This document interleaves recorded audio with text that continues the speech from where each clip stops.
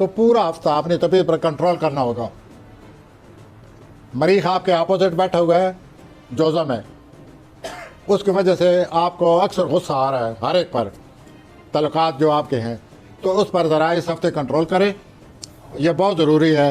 Number 2 बात यह है कि जो बहुत ही अच्छी बात है और आप ख़ुद भी सुनकर हैरान हो जाएंगे कि आप में कोई वजदानी सलाहियत है, रूहानी सलाहियत है, उसकी वजह से आपको अल्लाह ताला की तरफ से पैगाम मिल रहे हैं, ख्वाब की शक्ल में मिले या वैसे आपको अपने दिली कैफियत ऐसी पैदा हो जाए दिलो दिमाग की कि आपको पैगाम मिल रहे हैं। आप इन पैगाम पर गौर करें कि कुदरत मुझे क्या बता रही है।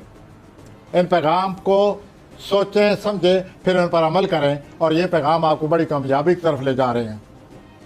जहाँ तक तबीयत का तल्लुक है, मैं एक दफ़ा फिर कहूँगा कि आप कंट्रोल से काम लें।